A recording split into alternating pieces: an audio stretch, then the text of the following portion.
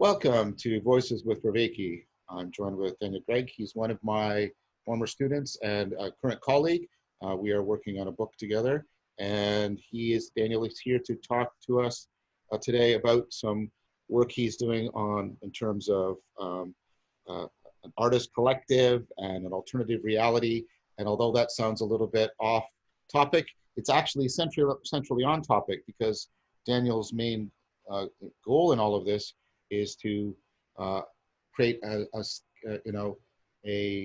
widely shareable way in which people can bridge between science and spirituality, which of course is the main purview of Voices with Vervaeke. So welcome, Daniel. Hi, yeah, thanks for having me. I'm really excited to talk about this. I've had a lot of intellectual developments since I just recently graduated. I've had a bit of a return to the artist identity that I kind of turned away from when I was doing my undergrad. I really bought deeply into the sort of academic and scientific side of things. I was like, I'm going to buckle down and be a researcher and all of that. But a few existential transformations later, and I'm like, wait, maybe there are more fun and playful ways to accomplish the same kinds of things. And along with that, I think this sort of more playful mode of engagement with reality is perhaps what we need, and something that the scientific mode on its own simply can't give us because of the very conservative standards of judgment and decision-making that are inherent to the scientific process. So I take it, obviously you and I are working together, but I take it that what you want to talk about would be a significant instance of what I've been talking about when I talk about serious play. Yeah, right? yeah. Yeah. Yeah, exactly. Serious play, I think that's like a really great way. That's always stood out to me as like a really good way to talk about like what's going on with a religious community, right? There's this kind of reality, this mystical spiritual reality that is concentrated in the temple or in the church. And, in Heideggerian terms, the purpose of the temple is to open up a world predicated upon these more spiritualistic modes of experience. And along line with the book that we're writing, that spiritual dimension of experience is critical for actually enabling an authentic dialogue with not only other people, but with reality. And we can judge the efficacy of that dialogue, not in terms of the propositions that we generate about it, but in how well we can relate to others, how well we can relate to the natural world, and how sustainable that relation is over a long period of time. So the touchstone is something more like wisdom, broadly construed, rather than the acquisition of sort of theoretical knowledge. Yes, definitely. And along with the wisdom stuff, something that I'm really trying to add in this book is the importance of the idea of divine wisdom, which kind of got like thrown out, which I think is kind of throwing out the baby with the bathwater. We got rid of the God thing, and then we also thought, oh, this whole systems involving wisdom, we can probably throw that out too. And I think that's really missing from the psychological research into wisdom, right? Because if you look at just the individual character traits and personality traits, things like openness to experience, or, Grossman talks about emotional complexity being really important in making decisions wisely. Those kinds of things, they don't really distinguish the sage from somebody who is perhaps a little bit more nefarious, but has like really good social skills, for example. Right. Yeah, so I think the notion of divine wisdom is really important. And the notion traditionally has been that there is some kind of creative force emanating into our reality, starting in God, flowing through the angels, and then entering into the hearts of the community. In Christianity, that's often been through the hierarchy of the church. It concentrates the creative force of God through that hierarchical structure and brings everybody into this sort of systems-involving, world-involving form of wisdom. So that brings in something, and it's relevant to the book we're writing, and it's been sort of my concern with. I was involved with Igor Grossman in the wisdom consensus paper, and I'm proud of that work. I think there's excellent work that was done there. But I do think that this notion of self-transcendence and its attendant notion, because I think they belong together, of communitas with others. Those are not yet finding a proper home within the current scientific discussion of wisdom. Mm-hmm. Yeah, I definitely agree. And in order to get that, you do have to have a picture of like what the wise community looks like. Right. And for that, I really like the theory of Iamblichus. Iamblichus is like the most righteous of all Neoplatonists. He's like a really down-to-earth guy. I Oh, definitely that's agree what you with mean. you. Well, that's what you mean by righteous. You have to remember, Daniel, I'm older than you, so righteous carries a different meaning for me than Right. it. Go ahead. Yeah, I mean, he's like super cool and he's onto some good stuff. Right. Okay. Go ahead. Yeah. So let me just like flesh out these projects that I want to talk about, because what I really want to get out of this interaction is twofold. So on one side, I want to broadcast these ideas to people because I need to start recruiting people to be doing a lot of work that I simply can't do on my own. I Yes. need to establish the kind of wise community that I'm seeking to implement. And secondly, I think, it's been a long time since we've had a conversation, and I think that you'll have some really good input for how to effectively implement this. So I also want to get a little bit more insight into how to effectively carry this out from you as well. That'd be great. I mean, um, I consider myself a dedicated novice to this project of community building. I've been engaging in it for a couple, I guess, close to a year and a half now, outside of university. And of course, I've been engaging in it within the university, the CogSci community, for a couple of decades. But that was a very special kind of community, an academic community. Mm-hmm. This broader kind of community that you and I are talking about has, of course, unique and different features that make it especially challenging. So yeah, I'm happy to discuss that. But let's discuss the first thing. Let's discuss these projects and how they involve serious play, the cultivation of wisdom, the affording of self-transcendence, and communitas. So let's start explaining them and how they fulfill these functions and why they might contribute to human flourishing in some fashion. Mm-hmm. Sure. So I'll start with the art collective side of it. I think that's important for grounding it. I just have some working titles right now, but I think the working titles will give you a bit of insight into where I'm going with this. So what I want to call it right now is Harmonia, and then Right. subtitle An Enactive Vision Collective. Oh, that's nice. So Harmonia is based on the idea in the ancient world and in the Renaissance of the harmony of the spheres. Right. So it was generally well understood that music was a product of motion. The vibration of strings would move the air, and then that movement would initiate a musical experience upon the meeting of that movement in our sensory apparatus. Now, the ancient thinkers also looked up at the stars and saw that they were in constant motion. And they reasoned that if motion was the source of music, and if the heavens were in motion, then there would also be some kind of heavenly divine music, which had a state of harmony, a state of divine harmony. Everything's working in order, right? Harmony is when things are complementary. They work with each other in cohesion to create a state of beauty and a state of harmony.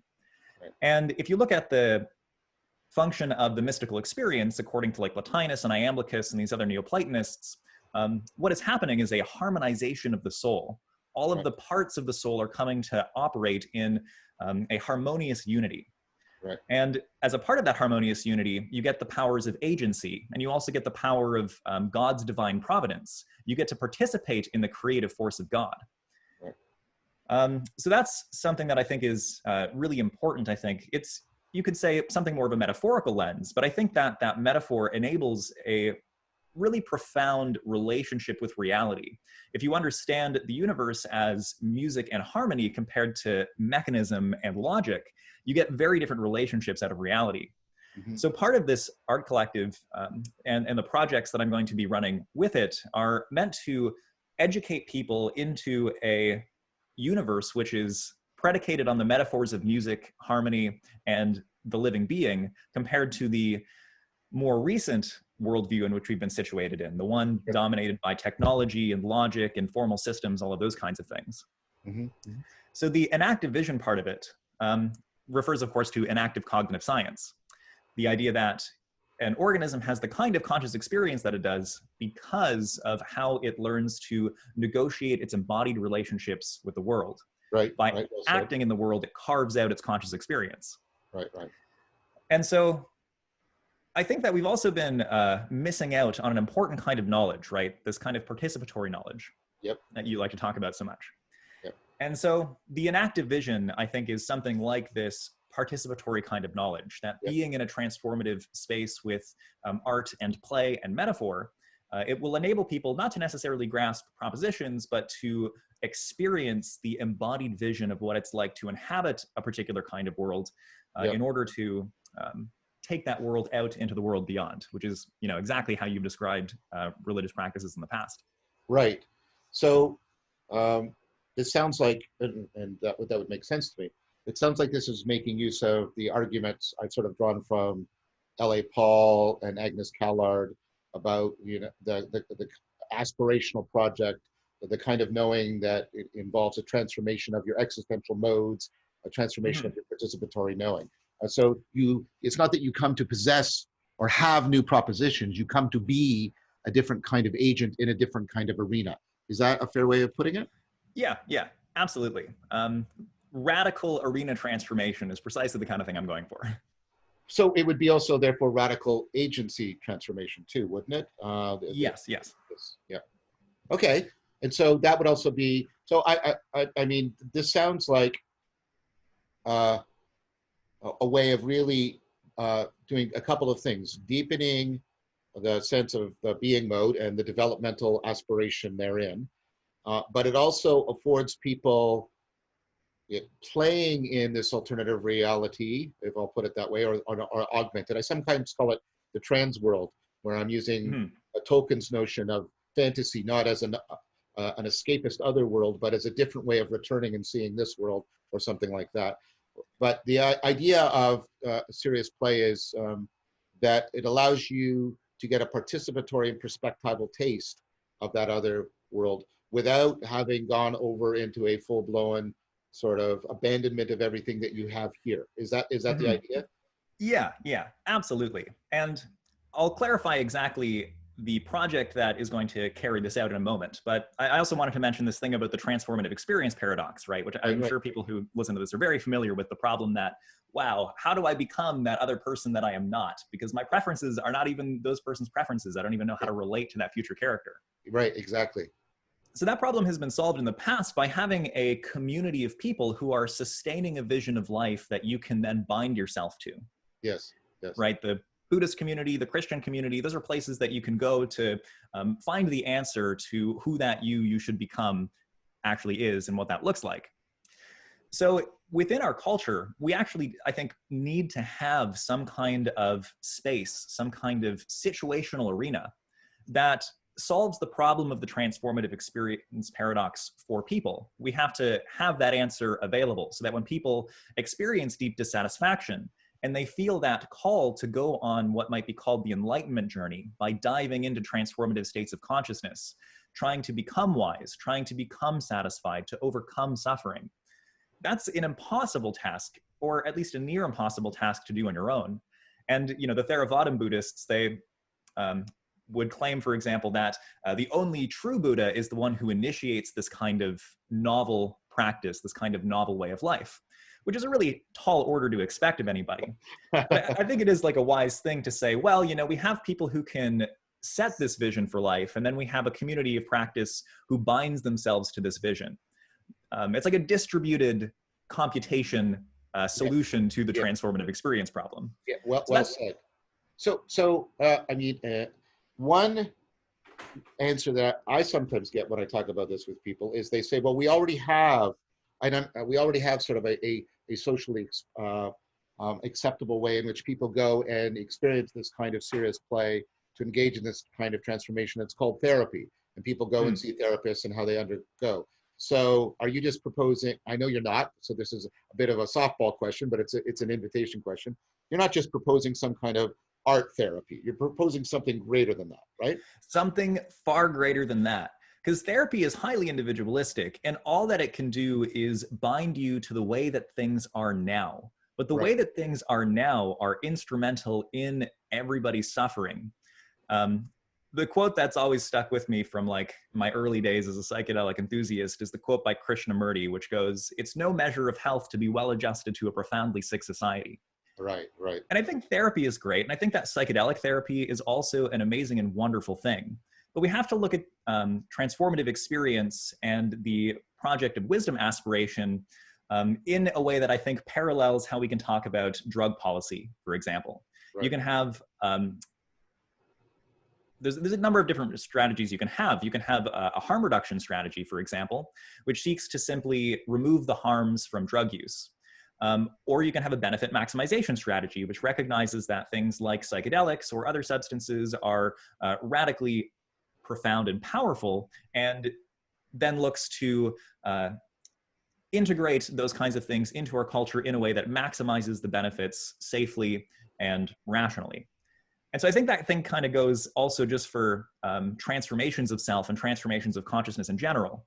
And I very much see one-on-one therapy as something that is just incapable of maximizing the benefits of transformative experience compared to something that is more culturally relevant and culturally active, which is why I think that an art collective is necessary, because we need to start informing the narrative structures at play in our reality if we are to engage in the sort of broad world transformation that will just produce happier people by result of being a better world.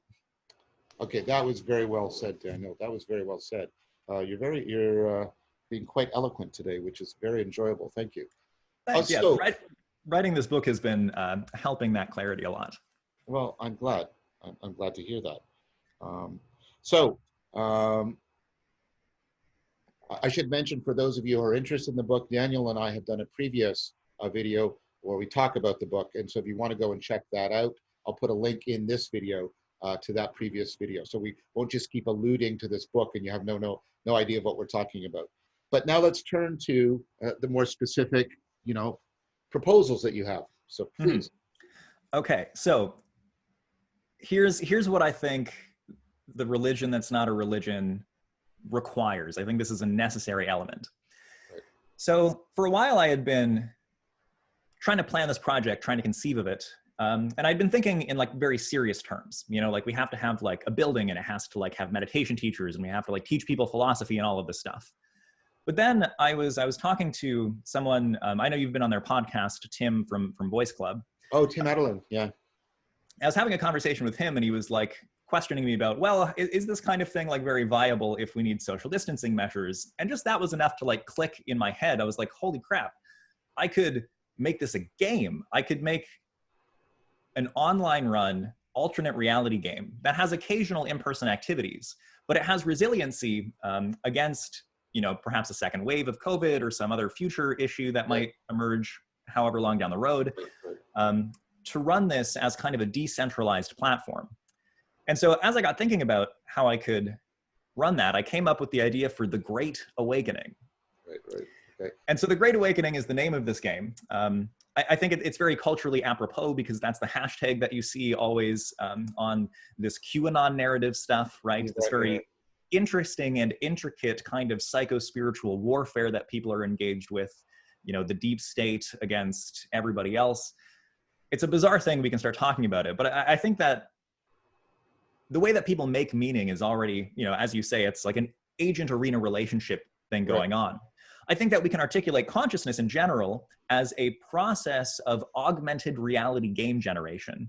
And that if we did something like that, we'd probably all be a little bit better off because we're all just playing games at the end of the day.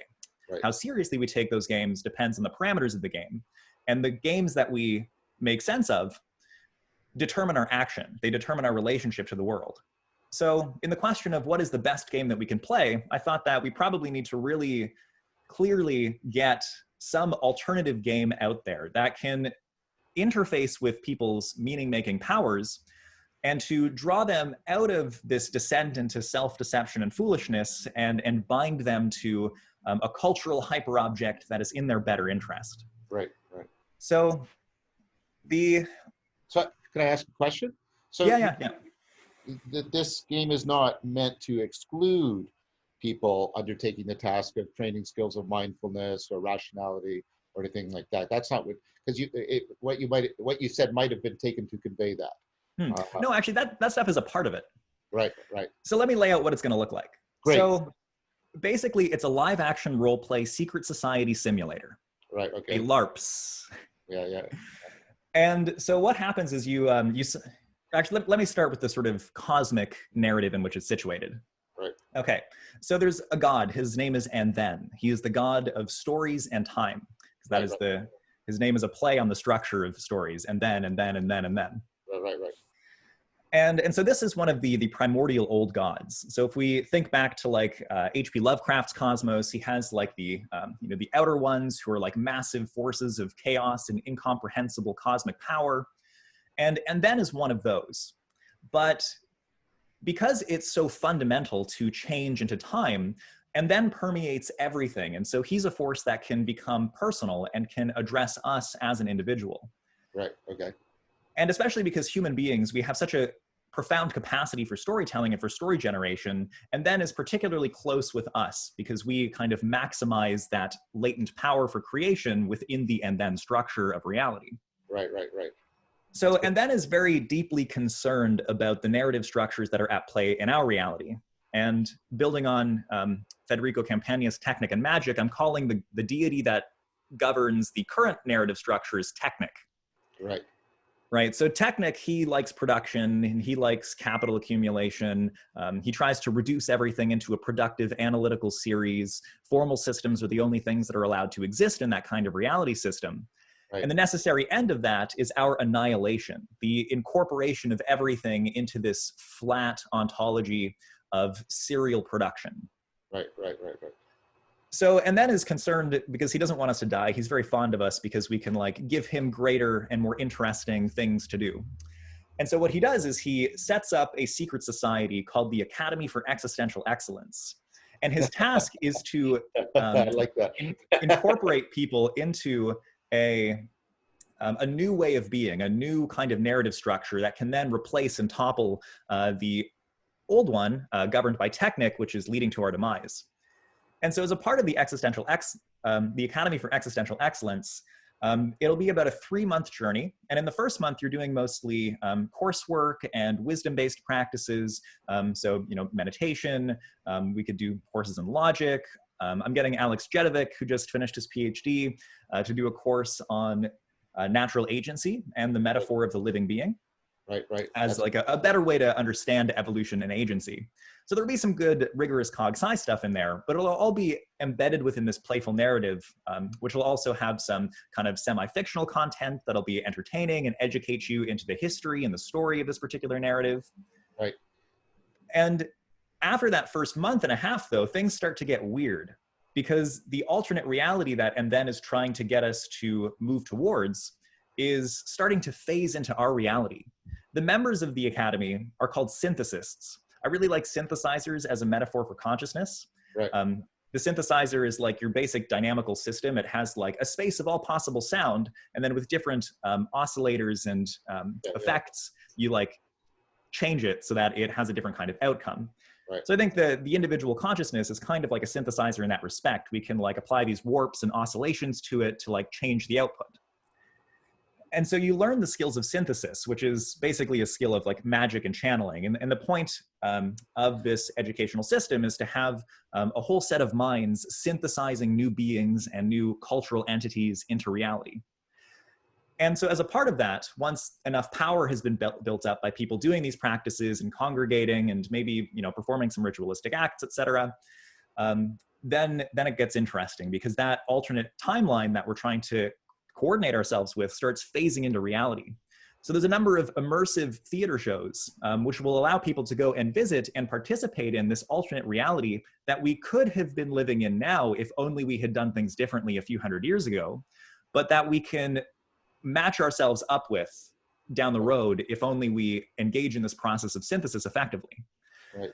And at the end, there will be this grand ritual initiation. I have an art collective called Chematica. They're from the UK. They're also networked with the Imperial College people researching psychedelics to build transformative, profoundly altering ritualistic performance experiences. Right, right. So I've been talking to them about having some kind of grand initiation at the end, which will then make you sort of a permanent member of this community of the Academy. That's cool. So it sounds like something like the Eleusinian mysteries at the end that they had in the Hellenic culture. Something like that. Yeah, it's very, very mystery school vibe. There's a number of, secrets that you have to be initiated in, lots of symbols that'll be primed throughout the experience that will take a central role in that final ritual culmination. So what can, there's lots of practical questions, but maybe a more high level question first. what connection is there between the game and what you're calling the art collective? Like, what's the relationship there? So the art collective is the thing that is going to implement and build the game. I see. I see. It's also going to be something that I take it homes the final stage of the initiation sort of practice. That um, is that like they're going to help uh, create that space in which that occurs? Yeah, yeah, absolutely. So, I need to establish an art collective because I need a number of people with like skills. I need people for doing like set design and stage design. I need people to help me produce video content for the online courses and all of this. So the collective will be the community of people that are responsible for constructing and building and then carrying out the game. You're also, I guess, going to need people who are good at programming and video game production and things like that as well. Well, there's not going to be really much on the, it's an alternate reality game, but that doesn't mean that there's like virtual reality stuff necessarily. It'll be kind of like a live action role play. I see. So Yeah, so yeah, yeah, right. Okay. So most of it is taking place in sort of the imaginal space. a lot of it, yeah. And then there'll be there's like an online platform called Mighty Networks that I want to run it off. It allows you to have a social network that also allows you to run courses off of. Right. So that's the online platform that I want to use. And then it'll be, you go on Coursera, you find online courses. It'll look very similar to that, but it'll all be sort of networked in with this larger narrative structure. Right. And so the goal is that people will come out of this in something analogous to having belonged to a church or to a temple or something like that, or a mosque for an extended period of time. Yeah, yeah, exactly. That's cool. And who's gonna like moderate it?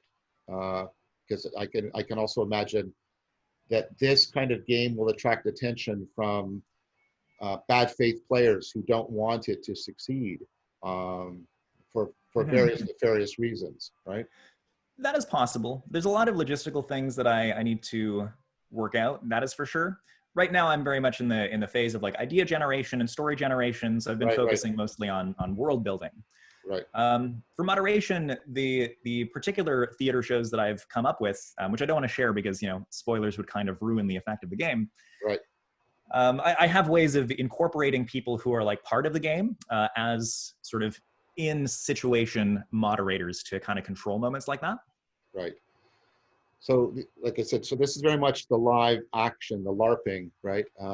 So, are you after something like what happens in Jeep form? Are you after the bleed phenomena, where the line between the play environment and the everyday world bleeds, and you start to get a transformative relationship between them? Is bleed sort of the goal that is being sought? Yes, absolutely. While it is situated in a playful context, I do think that the metaphor of life and music are much better ways for modeling reality, especially if we're looking at how we develop the right kinds of participatory relationships with reality. Sure.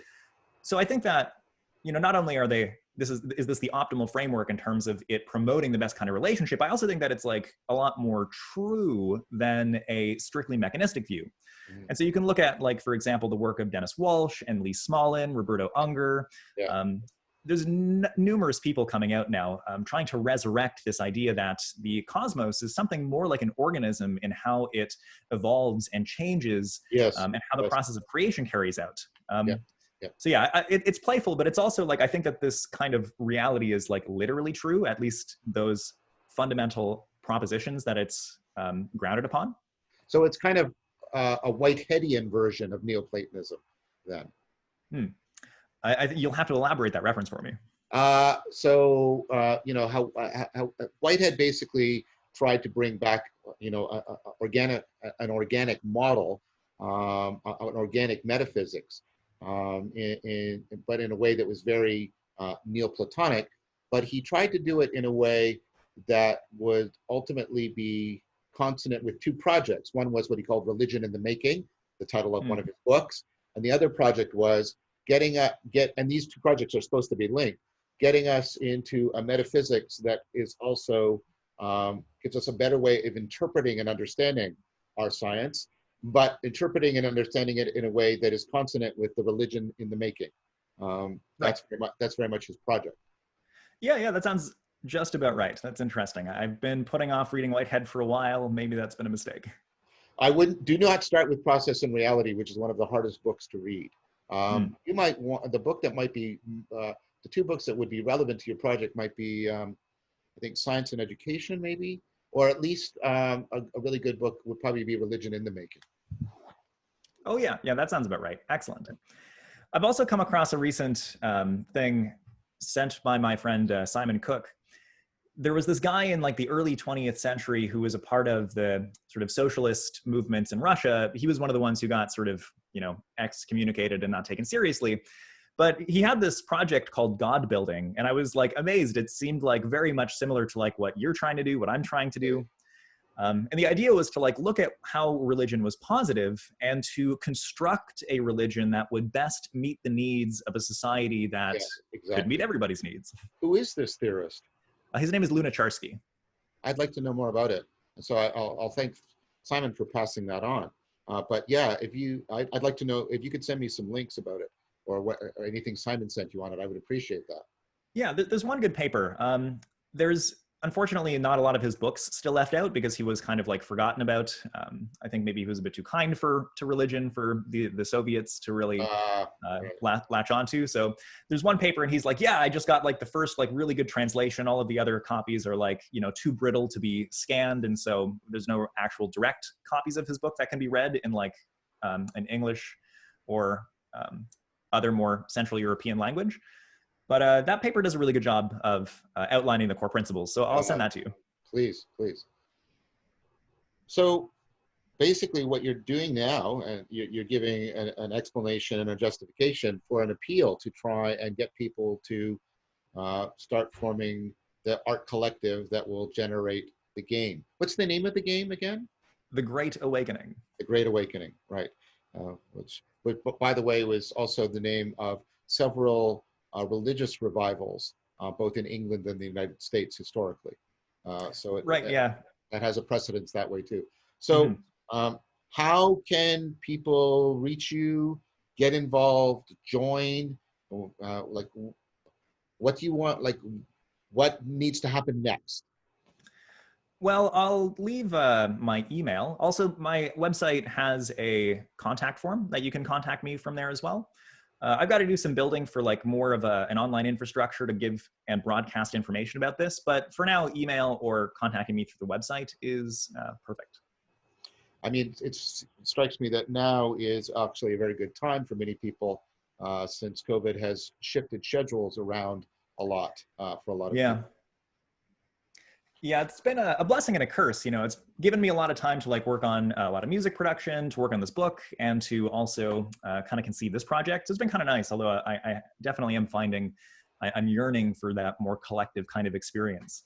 Sure, sure. So is there anything else you want to talk about in connection with these two projects? I mean, you've been very eloquent so far. We can talk about literally anything. Like this project is the culmination of basically all of the research, all of the study that I've been doing. So I don't know, where do you want to take it? I mean, we could talk about mystical Well, experiences, the spiritual dimension of experience. We could so talk about, there'd be questions like that. It would be like, but they might be more practical, and I'm worried about those questions being premature because of the stage you're at. So if I ask them, don't feel that you're obligated to have an answer right now, right?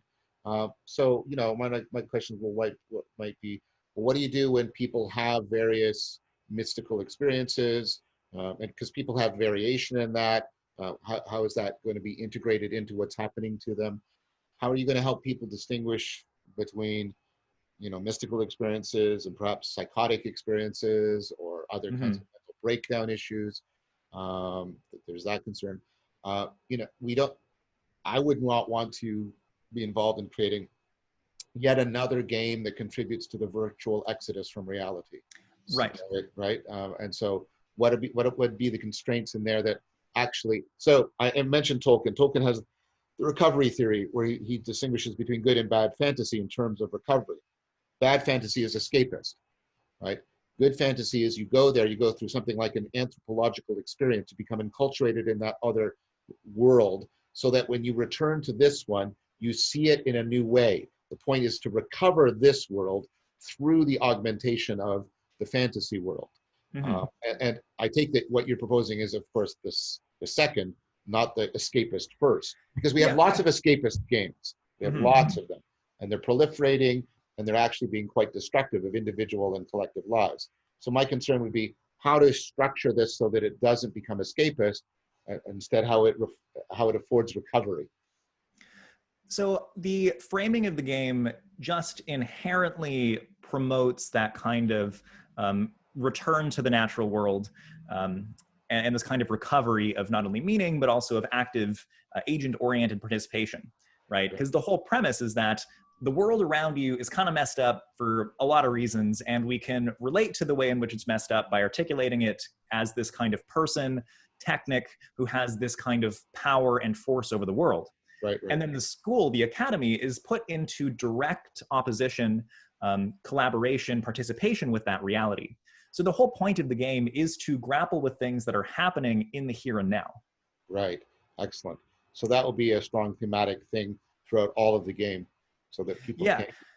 Yeah. And what I really want to do is I want to be able to facilitate perspectival shifts, so that even when somebody's not actively in a game scenario, just out in the world, they can see an advertisement or see a business, or they're searching on Amazon one day and maybe they're like, oh my God, I can really see how this is sort of bound to this entity technic. Right. So I want to be able to shift these kinds of promote these kinds of shifts in perspective in the everyday world. Excellent. So how would you also keep it symbolic and metaphoric so people don't generate just yet another wacky conspiracy theory out of all of this?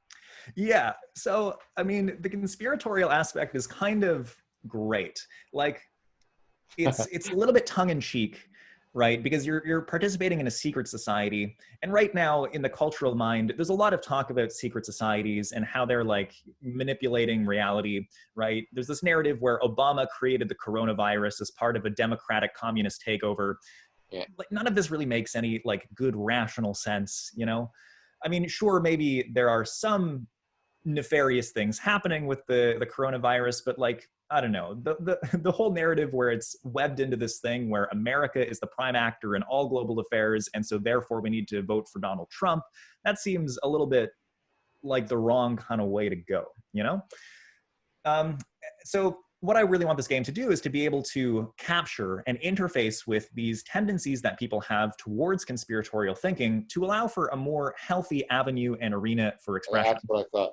So you're trying to trigger, you're trying to trigger that machinery, but exact it for the training of wisdom, basically. Yeah. Like there's a need that's being unmet in people, which is promoting them making meaning according to these maladaptive Yeah. schemas, right? Because I would say that the embodied relationship of like voting for somebody who is like an incoherent and possibly fascist mess, that's not like a great relationship to take to reality. And those beliefs are promoting that relationship to reality. They're promoting that action.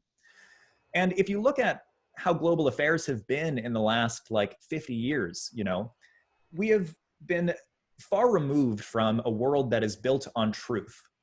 Everything is show, everything is theater, right? This is an explicit part of the conservative ethos.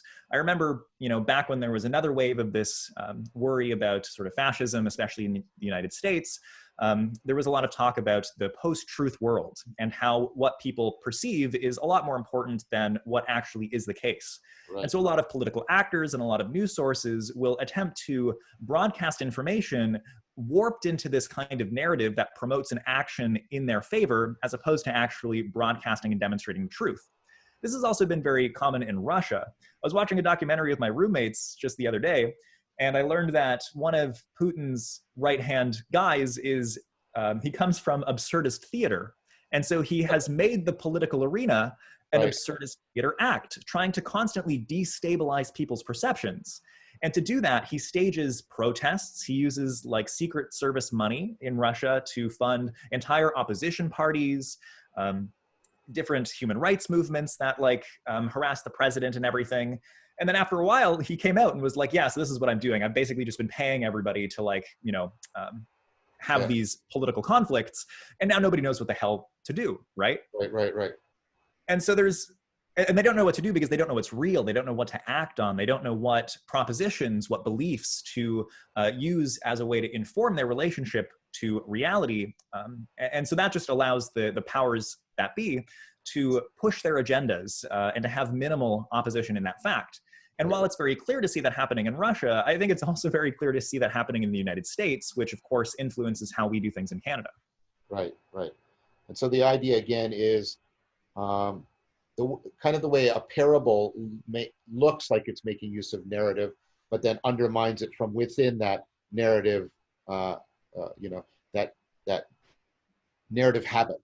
And so what you're trying to do is sort of trigger a lot of these habits, but undermine them within, so you get, well, a great awakening. So people start to awaken towards an orientation towards one of the sort of central features I argued for wisdom by Socrates, which is to recouple what you find salient to your seeking of what is true and most real. Yeah, absolutely.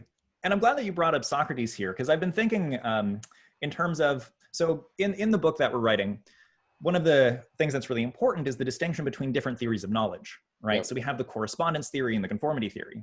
Right, right. So I think that both of those are true. I think that the conformity theory is the foundation for knowledge. The embodied relationship that an organism takes to its environment, which promotes its continued existence, that is the organism knowing its environment by conforming to it. Yes, exactly. Participatory knowing. Yeah, yeah. And so like most of the kinds of knowing that we have are like that. I think participatory, perspectival, and even procedural knowledge are about conformity. Yeah, yeah. Whereas the propositions, that's a very small slice of knowledge. It's like the after effect of just like this massive neural output. That's when you finally get propositions. It's like the crust on top of how we know reality. Yeah, and that's where coherence and correspondence come out as more crucial. Yeah, yeah. So in relation to Socrates, I've been thinking about his propositions of, you know, claiming to not really know anything.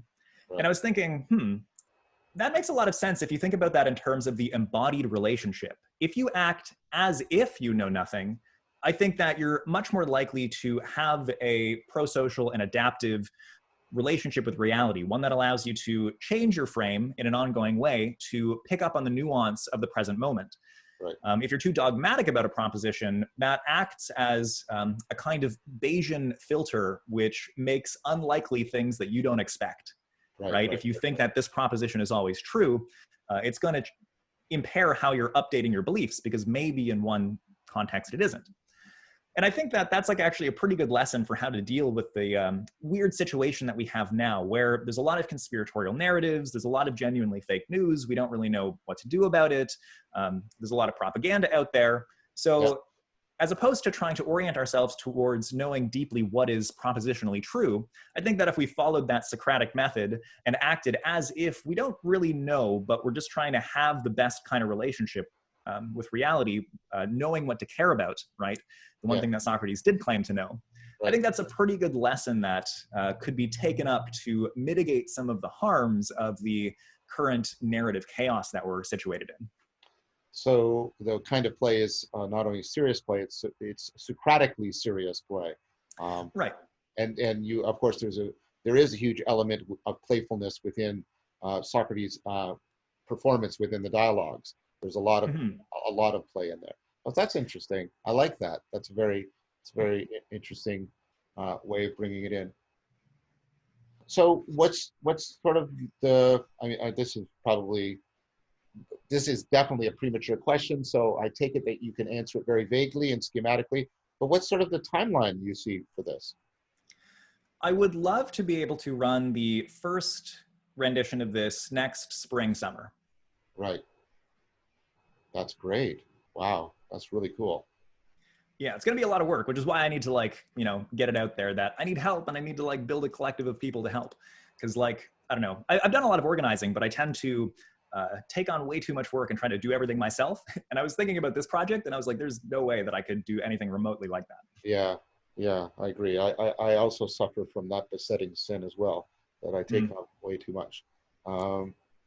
Is there anything else that, I mean, I'm hoping that because you're on with Voices with Vervaeke, you'll be invited, you should be invited to the Discord server. And I think there's like over 1,000 people there. There's a very extensive community. So you get to interact with them and be involved with them. have a live Q&A with you. So that's one way of also helping you get it out. I'll promote this video, of course, on my platform. Is there anything else I could do to help? You know, I feel like we could talk about that stuff in the aftermath of the video. I'm really interested in talking about some of the more specifics theoretically. I'd like to have people have a good, thorough understanding of like where I'm coming from, what I'm trying to achieve. Sure. And we can also bring in some of the stuff about the book as well, because that's basically the foundational document that's really helping me orient my implementation of this project. Well, there's a way I can bring the practical and the theoretical together then in the question. Do you think it'd be possible to coordinate the release of The Great Awakening with the book? Because they would probably therefore mutually afford each other. Yeah, that's possible. Let me think about that. My intuition right now is that I think just because we've already done like a crowdfunding campaign for it and we have a bunch of people waiting for it, that it might be good to get that out there as soon as possible. And then I think that also just having the book available to be read and then telling people that there's like a game that you can like play to learn more and to have some more education in these concepts. I think that might be a good way to go about it. And the reverse, once people start taking up the game, you can point them to the existing book.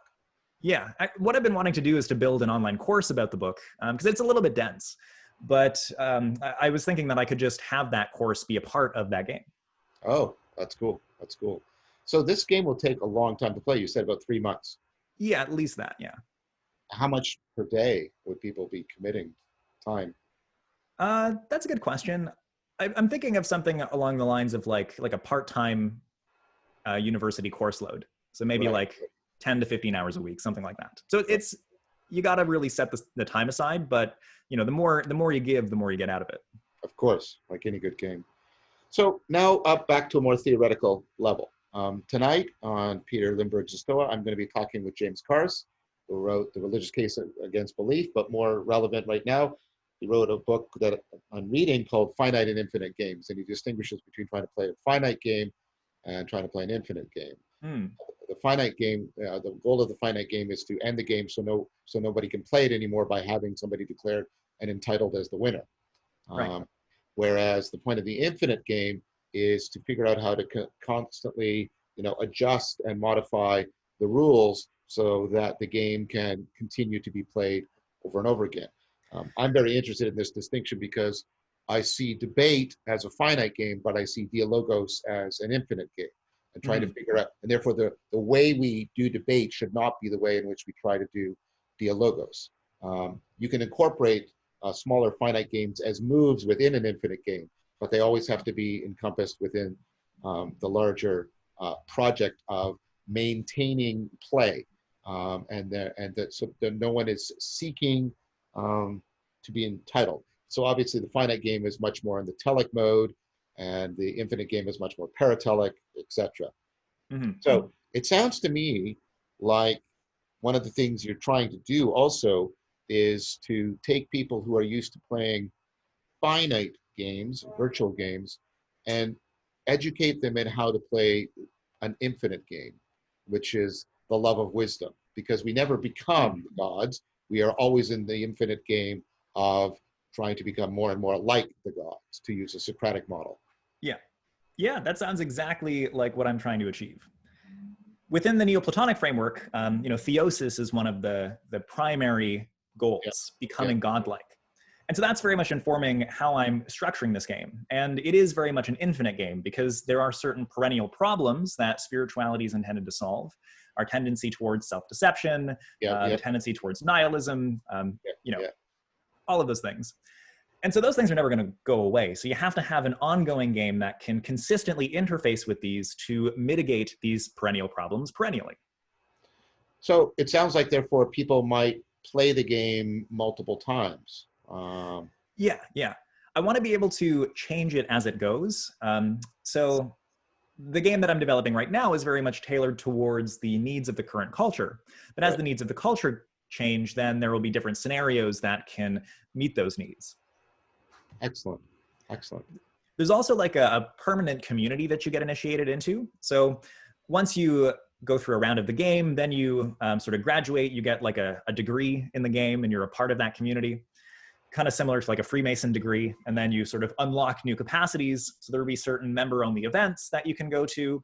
I want to have like a big yearly party where this alternate timeline phases in, and you can like hang out with these alien beings for a little bit. This constant festival, this return to this other reality. So it'll be something that's ongoing, that is mutable, that changes, that allows ongoing participation to meet the needs of the current time. Perhaps that community will also be a reservoir of distributed cognition for updating and revising the game.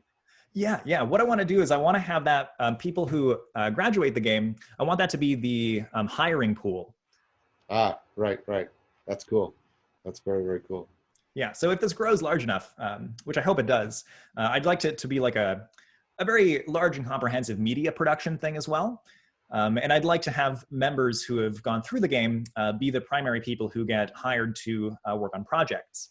And like way down the line, you know, the current narrative apparatus of our current society, you know, the studios of Hollywood and Disney, all of these people that create and sustain our perceptions and determine what archetypal symbolic narratives are activated in us.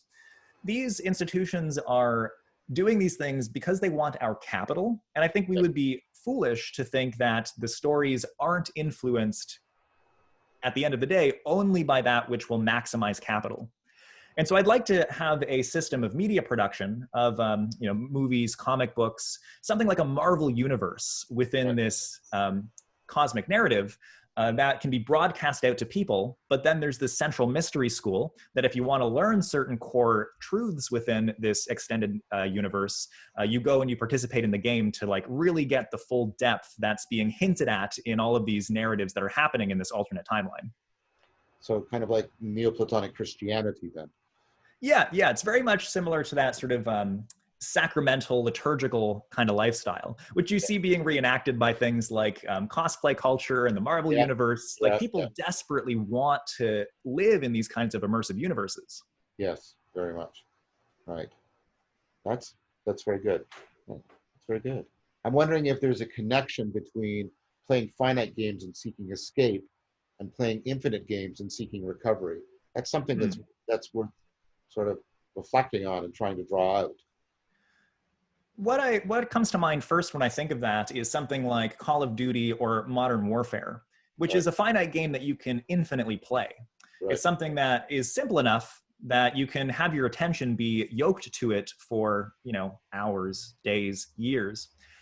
But it does have this winner-loser structure, so it's very much a finite game. You could put it down and leave afterwards, but very often people attempt to infinitely replicate their experience with this game. I think League of Legends is one of those games that's like notorious for this, for sucking people's attention in. Right. So I think maybe there could be like a modal confusion thing happening where the attempt to escape to the finite game infinitely is more a symptom of this mass exodus. Yeah, that's well put. I like that. I like that as a way of responding to my question. I think that's very good. I like that. So what about people who have established religious traditions? Or do you think they'd want to play this game? I hope so. You know, as you do as well, I try to be as respectful as possible to all kinds of religious philosophies. And, you know, sometimes that goes well, sometimes it doesn't.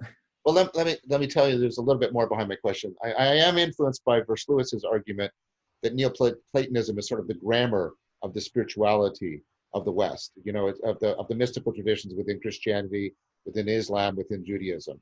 And the degree to which I think you're trying to plug into that grammar might afford people from different faiths being able to participate in the game cooperatively and even commune together through it. Yeah, I think that's about right. I mean, Neoplatonism, I agree with that thesis, and I'm definitely deeply influenced by that myself, and it's what I'm trying to implement here. So I think that shared cognitive grammar will be something that people can readily attach to.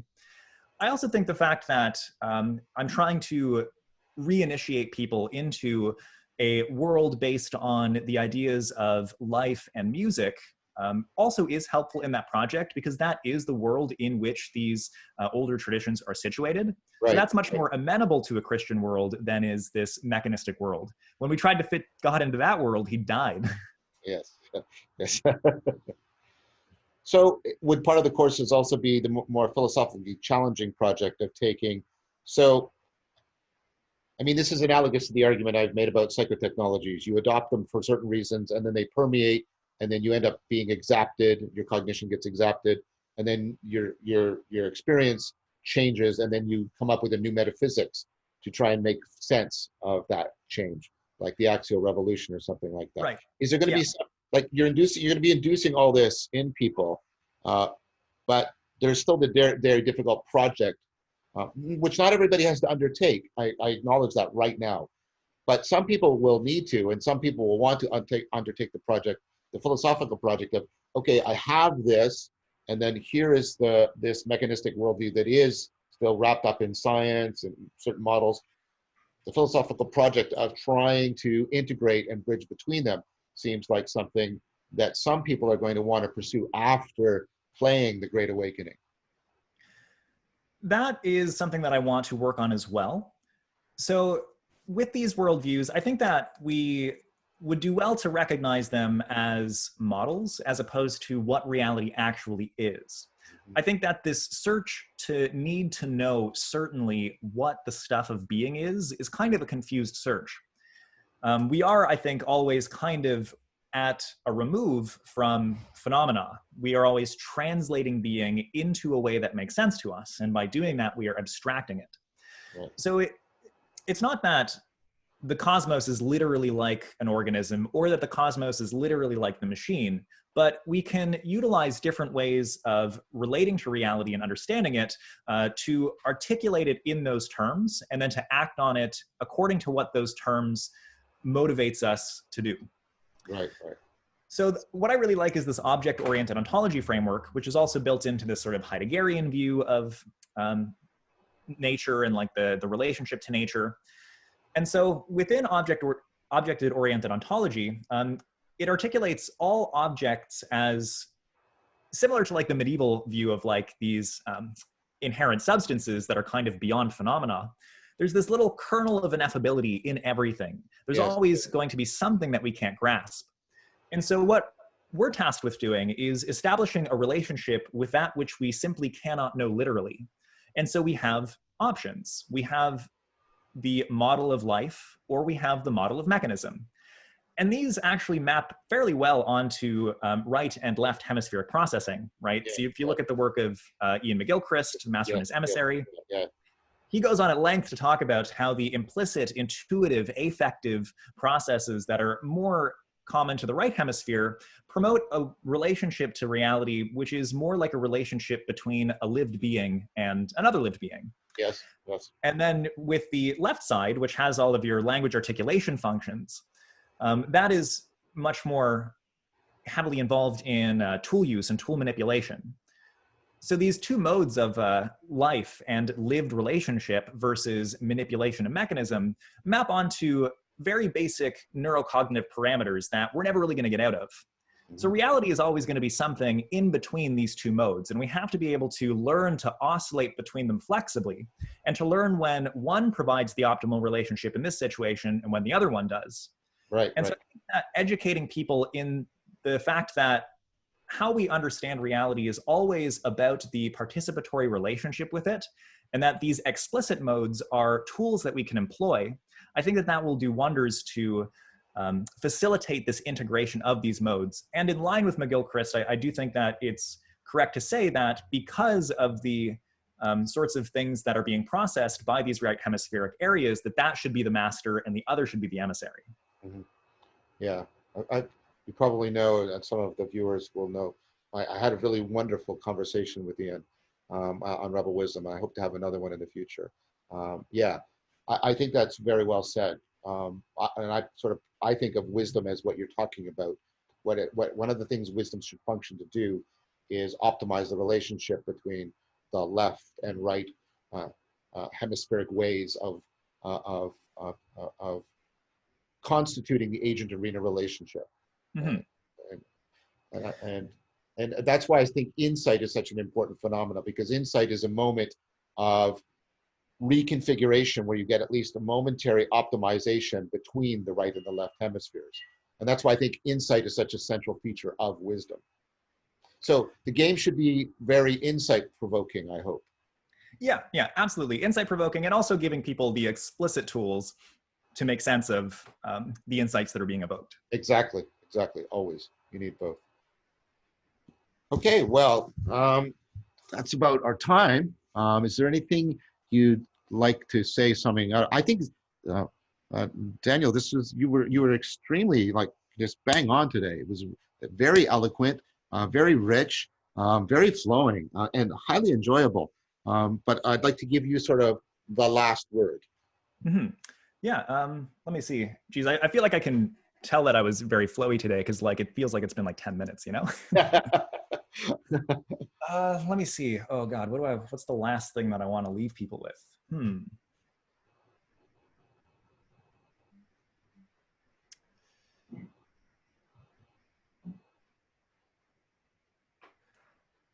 Oh, yeah, I'm kind of at an impasse. What's coming to me right now is this quote. I've been reading a book on Krishna, so I think I might just want to like read this quote and then expand on it for like a minute. Okay. It has to do with the importance of play. And one thing that I didn't know is that the story of Krishna is called the divine play. And the metaphor of game and theater is saturated throughout this story. Oh. Yeah, and so it's really interesting. So he's born at a time of maximal wickedness. And his role is to introduce like playfulness into reality. And that playfulness is what helps to alleviate the wickedness of men, to overthrow the demon king. So it's really interesting because usually you have these kinds of like cosmic god narratives and it's like very serious, right? Even like the Christ story, Krishna and Christ have a lot in common. But you know, Christ goes through this drama where he's like murdered and it's very dramatic. But for Krishna, he like, you know, steals butter and he plays music and he's like a playful little kid. Right. So let me just, where is it here? Yes. So this is, I think, a prayer to Krishna. Hail to the divine child who has taken on a form for sport. Seeing his playful exploits, even the minds of the serious will be swayed. May that playful form lead me to the end of the game of life. And I've noticed that for people that I know who have become deeply involved in spiritual experiences, utilizing psychedelic medicines and so on, it's really interesting how frequently people come to the insight that life is like a game. But I think, you know, some people will claim life is literally a game. My soul chose to be incarnated in this arena for particular game purposes. But I think that if we understand that as an embodied participatory relationship, it is genuinely the case that life is better lived if it's understood as a game. Right. And this seriousness, you know, clinging to things, clinging to my truth, what I want, what I think needs to happen, those are the kinds of things that promote suffering and promote actions that cause very physical harm and suffering. So I'm really looking forward to trying to introduce a little bit of playfulness, to embody that Krishna spirit, to sway the minds of the serious with a little bit of play. Because I think that's what we all really need, especially right now. You know, the world's been very serious for the whole of 2020. It's kind of hard. I'm emotionally struggling as a result of it. And I know many people are as well. And I think that a little bit of play in our lives will go a long way to helping us all live better. Well, thank you, Daniel. I take it though, you don't mean that play is just frivolous or the goal is just fun. Oh no, it is an incarnation of the energy of Vishnu, the sustainer and preserver of life.